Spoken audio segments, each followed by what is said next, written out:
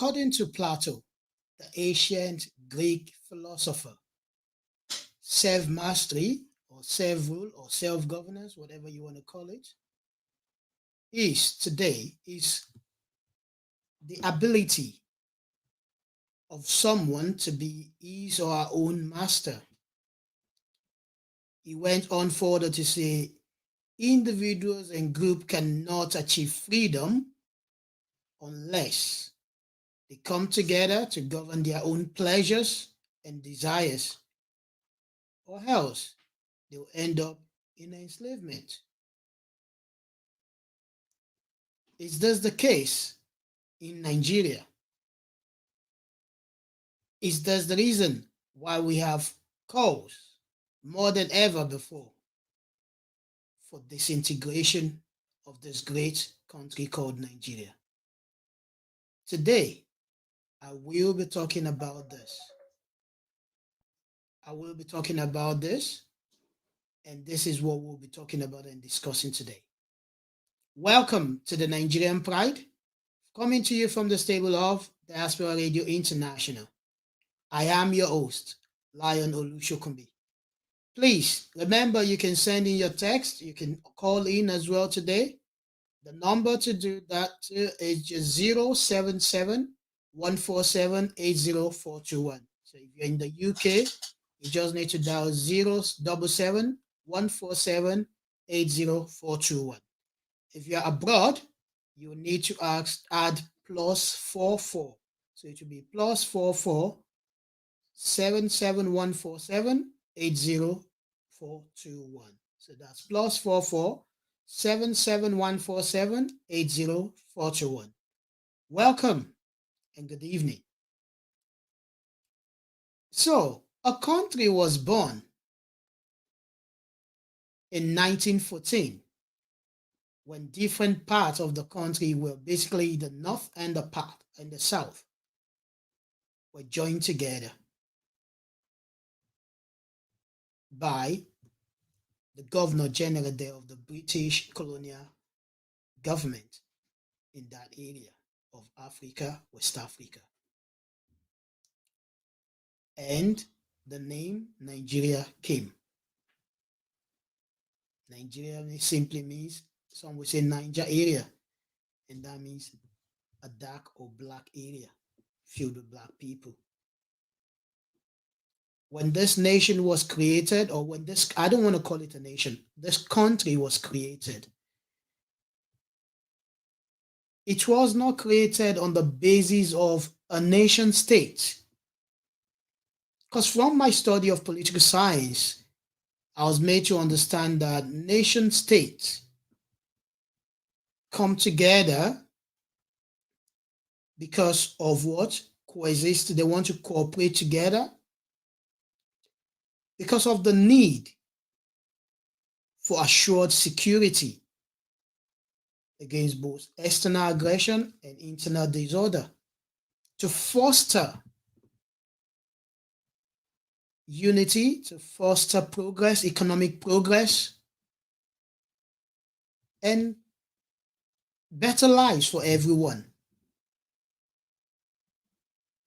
But was Nigeria actually given the opportunity to start this way? I bet not. You just need to look into our history and check it. Did we actually have the opportunity? Yes. From slave trade, from the slave business, the slave trade era, into colonialism. You just need to check the date when slave trade was stopped and see how colonialism replaced slave trade, which was in fact worse than slave trade. The formation and the creation of Nigeria, when you look at the history, it was obvious we will be where we are today. Why? Because it's a nation created, like I said before, based on the governance of colonialism. The nationalists we had then, the Azikiwes of blessed memories, the Awolowos of blessed memories, Sadana of Sokoto, all of them,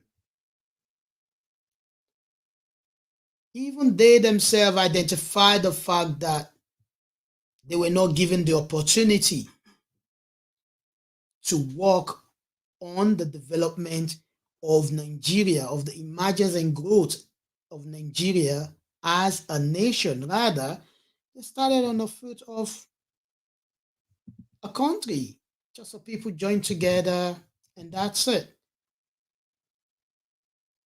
Let's fast forward to where we are today. This is 2021. I want to go back 7 years ago, 8 years ago, when the immediate past president of Nigeria, Goodluck Ebele Jonathan, said Nigeria will not disintegrate, because so many people predicted that by 2015 Nigeria would disintegrate. But that did not happen. There were so many clamors, everything, but here we are today.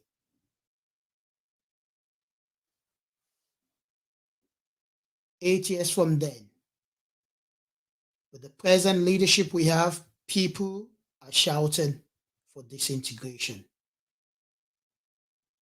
IPOB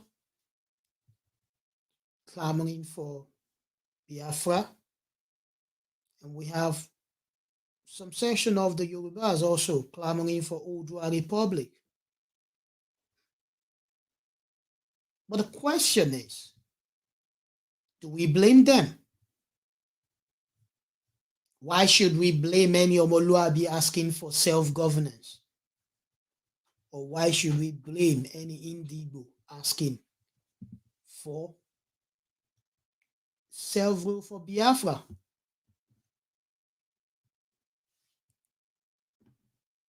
Self-governance symbolizes national sovereignty. And that, if you put it in the context of the present politics of the world, it's very, very important in international law. Becoming an autonomous region, an autonomous body. Being there to decide what you want.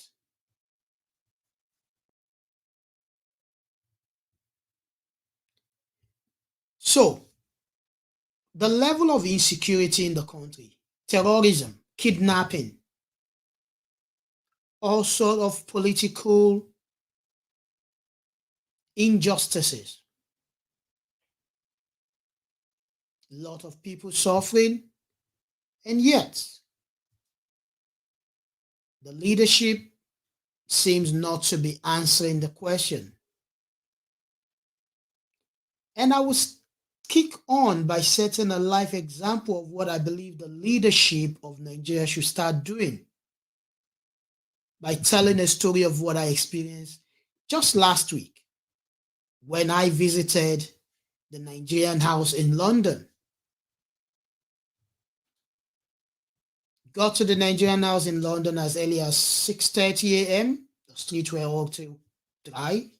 Door wasn't open. Guess only the cleaners were in there cleaning. Eventually, things started. They opened the doors 9:30 a.m. Got inside. So many people. Men, women, elderly ones, pregnant women, nursing mothers, all there for different things. Passports mostly, and visas. And so, the Nigerian High Commissioner to the UK arrived. And I think, he saw the people on the streets and everything, because the queue was off from Northumbria into Governors, the queue was going all around like that. And if you pass from Trafalgar Square looking through, you see the queue and you'll be like, what are those people queuing for? But for people who know that area of London, they will just say, oh, those are Nigerians trying to do something with passport or visa. It wasn't a sight to behold. But something struck me. And this was the reason why, this was part of the reason why I said, I decided that today, let's actually consider why we have this disintegration cause and why we should pay attention to it and what should be done. And are the people asking for it justified or not? So the crowd was there, even though we have a queue, but at the main door to the into the Nigerian house itself, people were so much at the door with the officials trying their best to get things in order, but no, not really happening that way. So the High Commissioner arrived, and one thing he did, which maybe those who work there can correct me, but I think for the first time, I saw a High Commissioner of Nigeria to the UK who was ready to speak to his people, communicate with his people, listen to his people, and deal with their needs. He did not just get out of his official vehicle, wave at people, and just walk into his office through the other door. No, he actually came to that same door, called for calm, addressed people right there, even though some listened, some did not. Addressed them, so gave them all the report of what they are going through and everything.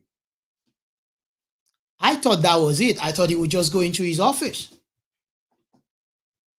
If you've been to the Nigerian house, especially for your passport renewal or anything like that, once you go in, you go to the counter at the bottom floor to meet the people at the counter. They collect your document with the old passport. They tell you to then go upstairs where you do your biometric capturing.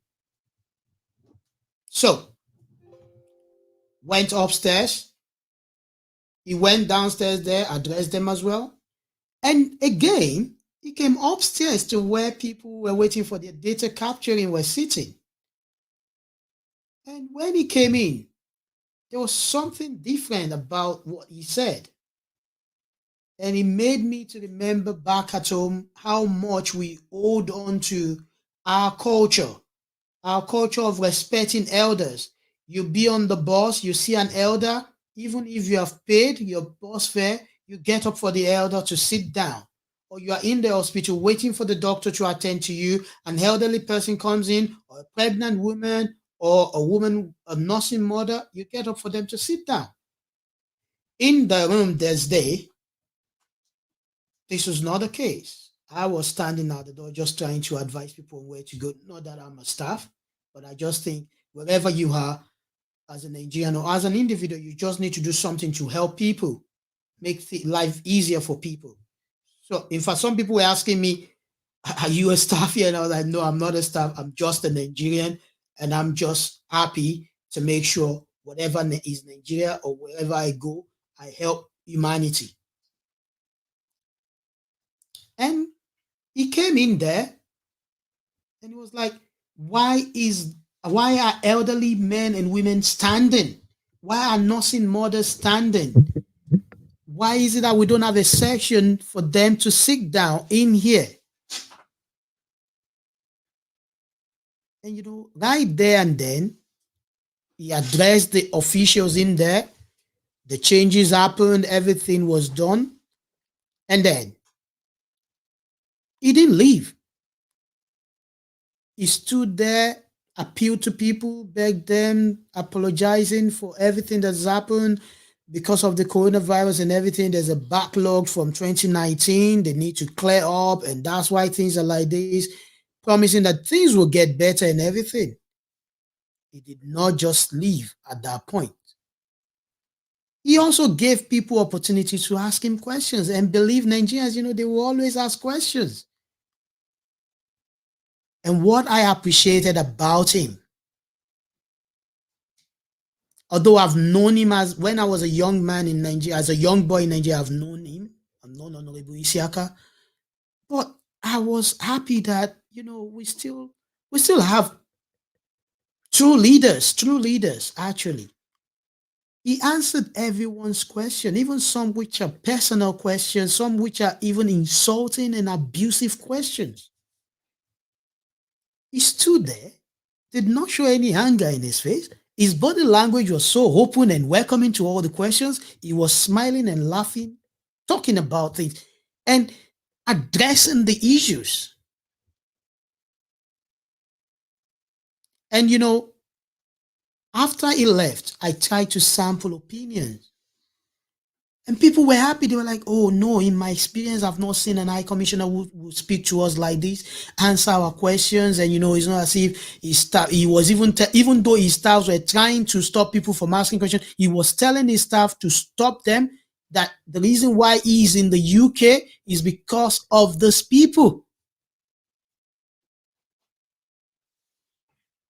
In there was no issue of I am Yoruba, or I am Hausa, or I am Tifi, or Idoma, or I am Bini, I'm Isha, or I'm Fulani, or I'm Igbo. No. We all saw ourselves as Nigerians. One woman actually caught me on the corner trying to clean my face. And she was like, am I okay? I said, I'm okay. I'm just so overwhelmed by what I saw in there. That Nigerians are actually united. When we see a leader who cares, who is listening, who can communicate, who is able to balance things and not attaching any primordial forces to things, to his judgment, to what he's doing. So that takes me back home to Nigeria now. You hear about the issue of the Hausa Fulanis, the headsmen and everything. You hear issues of kidnapping, you hear issues of the Fulani headsmen destroying farms, killing people. And yet, the men of the Nigerian army, the men of the Nigerian military are trying their best. But can you blame them if they don't even have enough equipment? Even apart from equipment, what is the condition of service for them?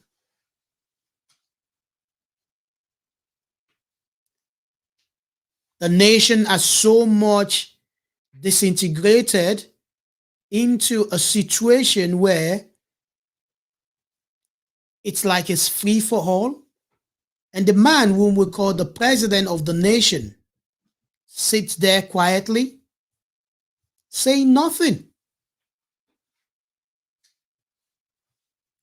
And that's why I started with the High Commissioner of Nigeria to the UK, how he dealt with the people, how he integrated with the people, communicated with them. If the leadership of the country back at home can do more of this, because what I believe is that we need to have conversations. I think we need to have more conversations about things. Awolowo once said the joys and the progress of Nigeria is indivisible. So are our what? So are our beliefs. So are our desires. So are our tragedies and misfortunes.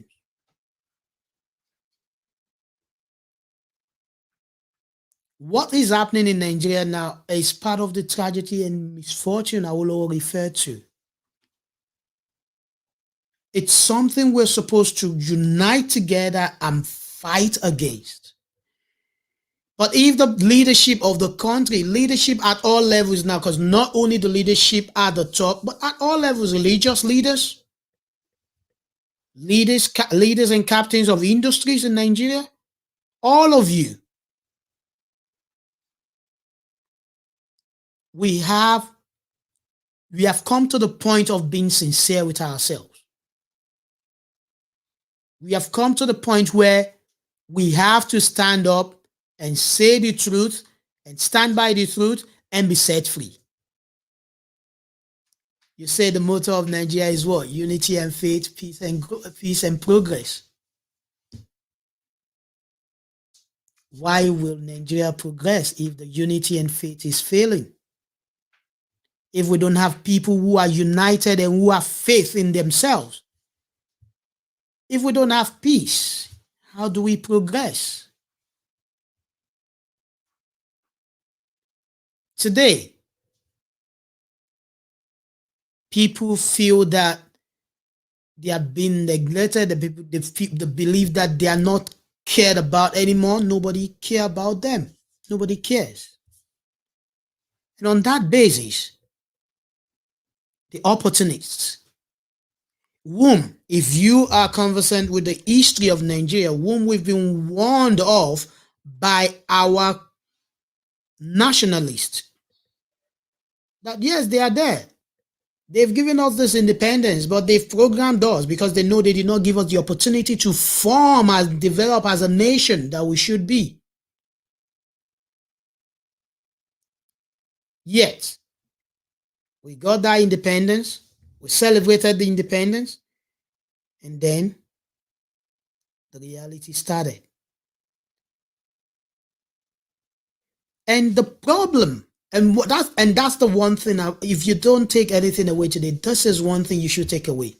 Whichever side you stand on, whether on the unity of Nigeria or you stand on the disintegration of Nigeria, we need to stop looking for the future in the past. We can't be looking for our future in the past. And I look at it when we all start clamoring for unity, we start clamoring for disintegration. And the question I ask is, okay, what do you want for the future? And people will say, oh, I want a future where there will be jobs. I want a future where there will be security of lives and property. I want a future where I will count and everything like that. And all this are the things we are facing now. And I won't mind his words, because even the media has been used as a false multiplier on all of this.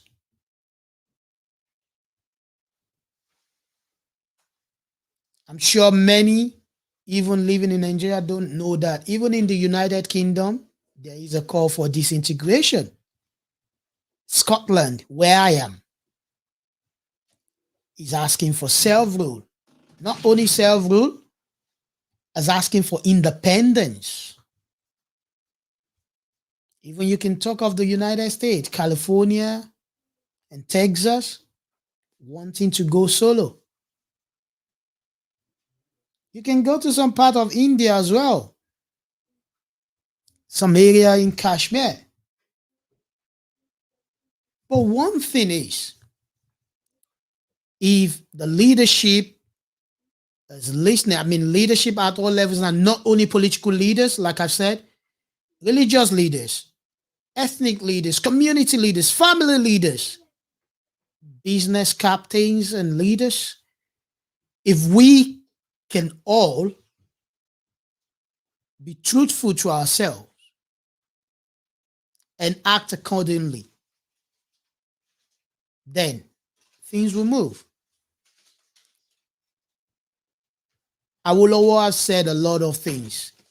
1964, 1968, different things. He gave us a warning then that we need to halt disintegration. Imagine since 1968 when he said that, we are still trying our best to halt it now. He mentioned 3 cardinal things to do. Halt and neutralize all the forces of disintegration in Nigeria. 2, define and protect the Nigerian heritage. 3, make life meaningful, and give people hope.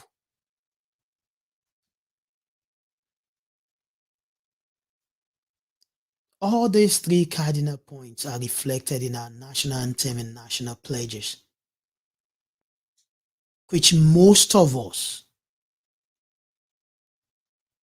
read as young pupils in nursery and primary school into the secondary school. In fact, some still listen to it. I still listen to it. I always fight tears back when I listen to that song, because the day I actually sat down to understand the meaning behind the national anthem, behind the national pledge, to read what that wonderful woman who wrote our national pledge, the meaning she gave to it when she was writing it. We lost her the other day. There was no national money, nothing at all to recognize her.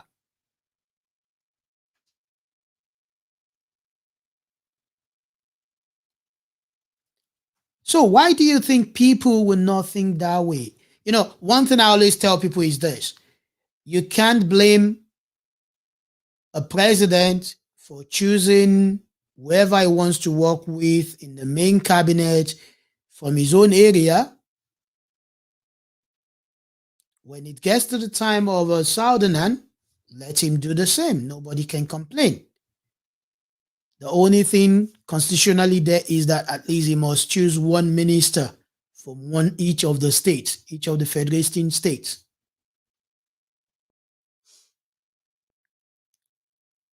So, halt and neutralize the forces of disintegration. It's not by carrying guns and shooting people asking for Biafra or people asking for Udwa. It's not by arresting their leaders. It's not by not allowing them to have their peaceful protest or marches. No. It is by bringing them, being open arms to them. Let them come to the table. Let them say what they want. Let us come together and agree on it. After all, that was the basis of agreement at the Aburi summit.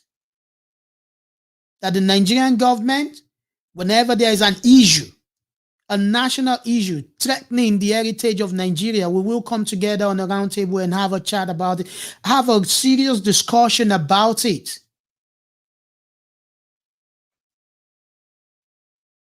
But then we may ask,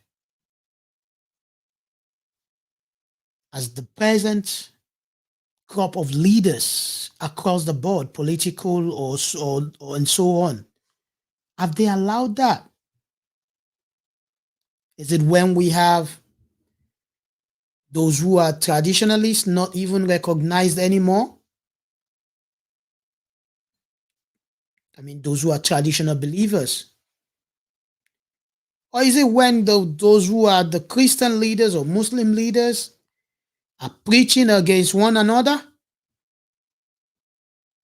and even forbidding the traditional religion and traditional people? When the toleration is not there. And that's why we will quickly forget the fact Nigeria actually provided the safe haven for most of the militants who have given up from Libya to Mali, finding a safe haven in Nigeria. And whichever report you may have there or anything like that, whether we like it or not, they are being used as instruments to disintegrate Nigeria.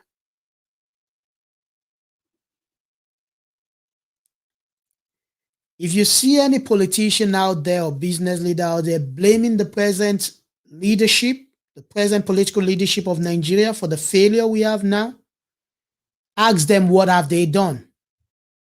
What did they do to prevent this experience? Were they not part of the people who brought this man to you to vote for him 6 years ago? Were they not part of what Nigeria has become today? What have they done? And it's time that those youth in Nigeria need to start understanding the fact that you are doing your best for Nigeria. Don't let any politician or anyone from somewhere try to tell you, oh, I did this, I did that. No. Some people will tell you, oh, during the military junta, we are part of NADECO. Oh, wonderful, NADECO. Well done. Clap for yourself. But you all ran away. You all went on exile, but some of us stayed. I remember my own grandmother with other market women in Idumota, Lagos, going on protest on the street, facing the military, walking around in Lagos Island, walking around the street with the military threatening them and under tear gas and everything. So don't let some people who have gotten the opportunity to become political leaders today tell you stories. I almost lost my own dear life with my mom and my own younger brother during one of the riots then in 1994, June 12. We're trying to escape with one of the best engineers the Southwest have ever produced, who was a one-time commissioner for infrastructure. He's a commissioner for infrastructure or works in Lagos State. He was a director then, and it was in his car. His wife was with him in front. My mom and myself and my younger brother were at the back of the car, and we, came for us at Ojodu, and we're all going back to the island. I remember that we went under the bridge. I never knew there was a road under the Third Mainland Bridge and the way you can get back on. And, some people threatening us from above that they were going to pour petrol on the car and just, ignite the fire, and that was it. We've been through a lot, So, if some leaders are sitting there now saying, oh, we have to disintegrate, we just have to disintegrate, they are justified. You can't blame them. Because for the first time, we have a crop of leaders in Nigeria who don't care.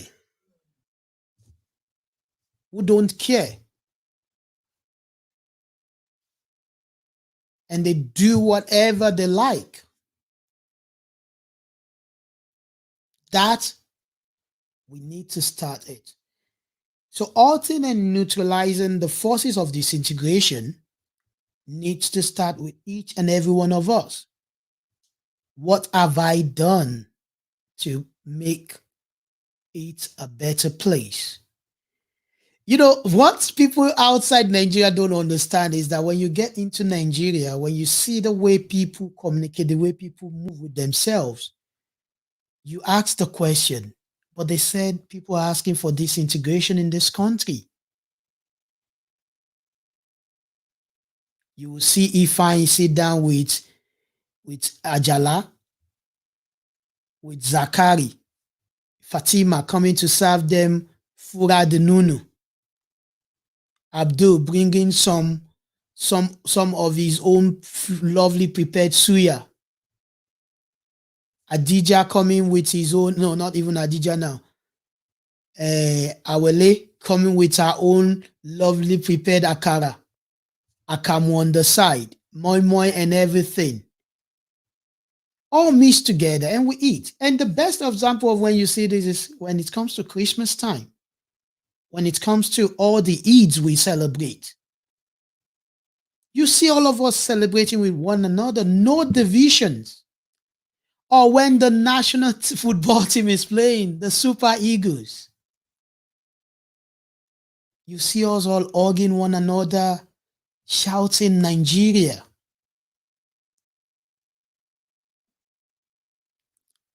And I remember reading one of the notes of Awolowo where he said keeping, and that was after the Civil War. He said keeping Nigeria together is not about patriotism alone. It's not only about patriotism. Nigeria was kept united after the Civil War not because of patriotism alone, but also because of the fact that we know ourselves. Keeping together, keeping in Nigeria wasn't only about it, but for a better life for us. It was for a better life.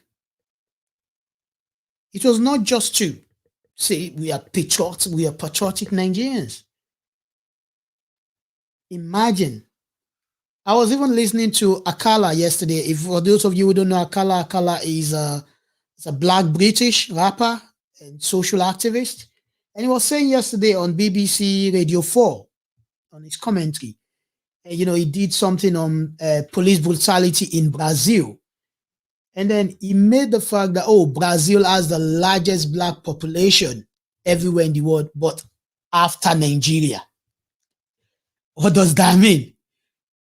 That yes, Nigeria is the most populous black nation in the whole world. And the thing we have to know about that is that with the resources we have in Nigeria, the natural resources, the human capital resources, they have tried everything they can try after independence and after the Civil War. They would have loved us to have more civil wars.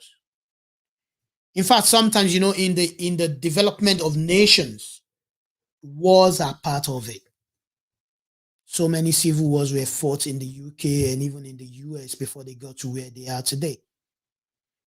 And I always say, and as a political scientist, I always say something that, probably if Nigeria if we've had like 3, 4, 5 different civil wars, maybe we'll have had one culture going across the board. But what you see there is that Nigeria is a unique country. Because after the first civil war, they've always believed, historians, political analysts, academics in history from the West, they've always believed we will have more wars. But we've not had any, even till now. And we're not going to have. Because we are too wise a people. Even though we have some devils who are killing people now, true Nigerians, true Yorubas, true Hausas, true Igbos, true Fulanis, the true Tifis, the true Idomas, the true Bini people, the Koma people, the Ibibios, the Deltans, or the Niger Delta people, the Calabaris. They have the fear of that human life. Human life is important to them. They don't just kill. They don't have a reason to kill a person. But when the leadership is an instrument of division, that is what you will see.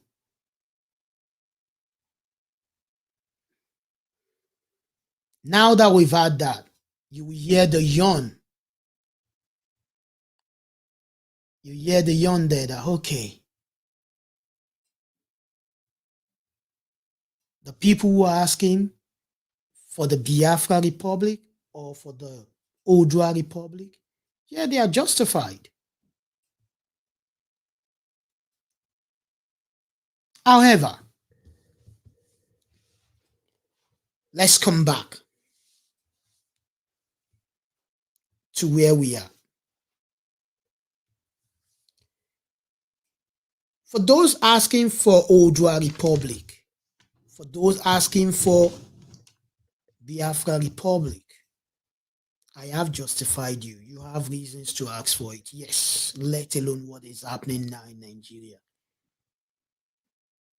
But one thing I want to draw us back to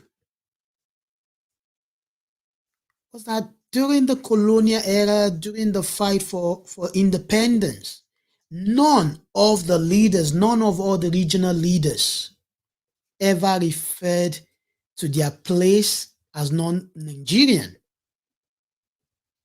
Even when Awolowo asked for self-rule for the Western region. He did not say for the Odua region or for Odua people. He said for the Western, self-rule for Western Nigeria. They all had that dedication, that commitment to Nigeria, even though they are more passionate about their nation. And when I mean nation, I mean the regions they are from.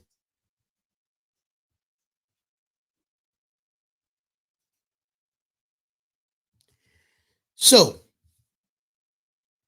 and some of the leaders of the groups asking for self or for disintegration of Nigeria, they all know the truth, because I remember there was a time when Chief Chris Colade, Chris Colade and Professor Aya and some others were sent to the UK here to assess some classified colonial documents, to find out if the people that make up Nigeria, the different nations, the different ethnic groups in Nigeria, if they ever had any wars against one another, pre-colonial, during colonial, and they found out that no, there was nothing like that. And I even believe some of the people leading the Odua Republic, in fact, Professor Akitoye, I think he was there, was giving part of the report. An Hausa man never had an issue with a Yoruba man. Neither did an Igbo man had an issue with the Fulani man, or the Tifi had an issue with Idoma, or the Ibibios, or, no, there was no issues. There were no issues at all. We were all together. However, those forces which Awolowo warned us about, the forces who will not allow Nigeria to find, to find its feet together, to be able to assess that opportunity of developing a nation out of that country. They want to be in charge of our resources. They want to be in charge of us. They want to keep in action with us.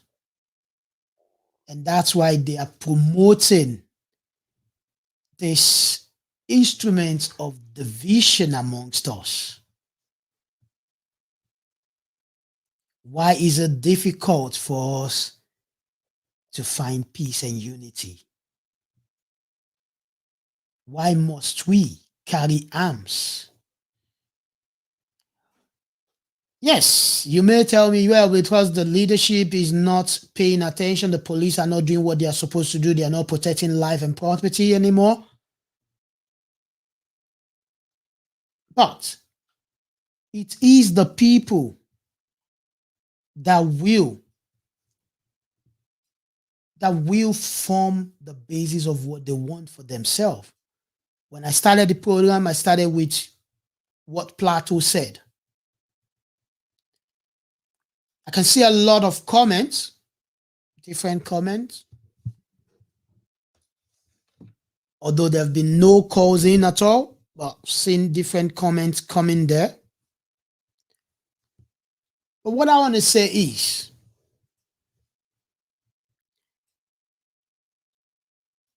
unity and faith, peace and progress.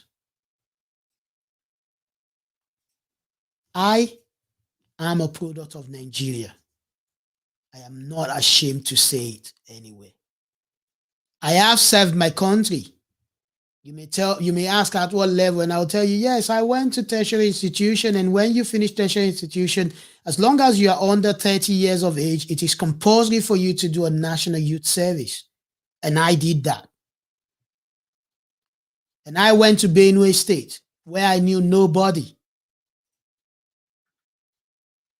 Precisely, Otukpo, precisely, St. Paul's Secondary School. And I duly carried out my National Youth Service as a teacher there. Not only that, I worked with the community because I was an MDG, Millennium Development Goals Facilitator, facilitating members of the community to know that they can come together to do things for themselves. And right there in Otukpo, I met a wonderful Fulani family whom I know have a big cattle. When I mean a big cattle, they have their own ranch. I go there, get food sometimes from them. I mingled with my people, my adopted family, my adopted ethnic group, the people of Idoma, where I was christened or Noja. And I met some wonderful Fulani and Hausa men and girls and ladies whom we serve together, that we still communicate till tomorrow. And we see ourselves as brothers and sisters, even though they may be Muslims or Christians or even traditional believers. I even journeyed to Makurdi, the capital, where I met with wonderful Tifi people, the great warriors in that area. Benue, a place we call the food basket of the nation, where I also saw the Agatu people, the Agatu local government, the most deprived local government in that state. As at that time when I was there was no electricity in Agatu local government area. The only place you see electricity is at the local government area, council secretariat. And I remember how many of my colleagues who served in Agatu will arrive in Otukpo 2 a.m., 1 a.m., running for their lives because communities were fighting communities there. And what's the basis? Land. And for those who don't know, Otukpo once produced the third most powerful man from Nigeria in the person of David Mark. And that's why I said the leadership at all levels, not only political, we need to start asking them questions. When you're sitting in the congregation in a church or in a mosque, and the pastor or the bishop or the evangelist or the imam or the whoever the cleric is raising an issue that will lead you to find enmity in another person, in another group, rise up and question them. Is that what the Holy Book preaches? Or is that what the Holy Books are preaching? It is left to us to determine where we want to go. We have seen the examples of different nations or different countries across the world. We have seen what disintegration led to for them. Even if you're a business leader, you will feel the pain. Even though for those who say, oh yes, we fought for freedom and we achieve it, the pain is also there. I have continued to pray for my brothers and sisters in Sudan and South Sudan. I've continued to pray for those in Afghanistan, Syria, Yemen. I've continued to pray for Mali, Libya. I've continued to pray for the whole world, including my lovely home now, my second home now, Scotland and the United Kingdom. I have come to the realization that if you want a better place, if you want a better place for yourself and for your future, it is better to dialogue than going violent. It is better to tolerate one another, to listen, because even in our differences, we will find unity. And this is what I want to charge you with today. For those asking you, to ask for Odua Republic. Ask them, what future do they see for Odua Republic? I can even ask you some questions. Biafra, what future do you have for Biafra? Because one thing I want to say is that you can say we have plenty millionaires, plenty billionaires from Biafra, from these areas that are being called Biafra and these areas being called Odua. But seriously, without Nigeria, would these people have become millionaires and billionaires? Do you really think so? Without Nigeria, do you think some people will be what they are today? Well, we can take guesses. But what I want to say is, I believe in Nigeria. I believe in the unity of Nigeria. I am totally, and I say again, totally against the disintegration of Nigeria. Let's come together. Let's dialogue together. Let's talk about it. Gowon is a Christian. Yakubu Gowon is a Christian. He led the Nigerian state into civil war.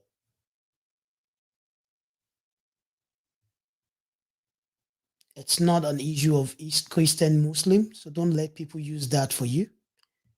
It's not about Hausa, Fulani, or Igbo, because Gowon was not even any of those. So,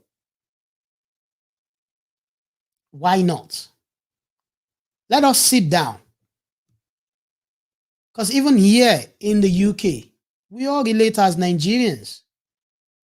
I have different people I call brothers and sisters here who are from different ethnic groups in Nigeria. And we all stay together, we communicate together, we flourish together in this land. So why then will we be listening to people asking us to disintegrate?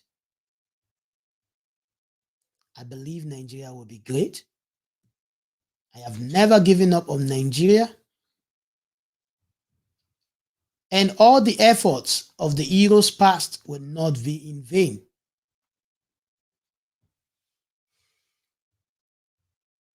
I will continue to be faithful, loyal, and honest to Nigeria. And so do you have to be. Whether some politicians start going about with some videos of themselves singing to insult or abuse the president in office, a president whom they were part of the instrument that brought him to government in the first place. Whether some people stand on the pulpit to castigate or do whatever they want to do. The question is it not better for us to sit down together, respect one another, and talk to one another? Let's keep the conversation going. Let's continue to tolerate one another. You don't have to insult or abuse if someone is not in support of Nigeria's unity or someone is not in support of Odua People's Odua Republic or Biafra. You don't even know if there's a Lagos Republic brewing somewhere as well. Because I keep looking at Odua, people shouting Odua Republic, Odua Republic. If it happens, do you really think Lagos State, Lagos, that part called Lagos will stay with you? Oh, you will be deceiving yourself. Because there will be a Lagos Republic. Take it from me. It's the truth. There will be a Lagos Republic. So how will it even work? Yes, so many things may happen. But where I want to say what I want to say is, and where I want to leave it today is, whether you are for the disintegration of Nigeria or you're for the unity of Nigeria, please let us tolerate one another. Let us have civil conversations. There's no need bastardizing or insulting or abusing anyone. Let's put our arguments forward to one another. Let us listen to one another. After all, everything, all of it, what we all say we want is a better life. So let's do that to achieve a better life. Until next week, when we are back again on the Nigerian Pride. My name is Lion Olushokumbi. Next week, we will have a former UKBA immigration officer on the program to talk to us about understanding the UKBA immigration. Thank you. Keep safe and God bless.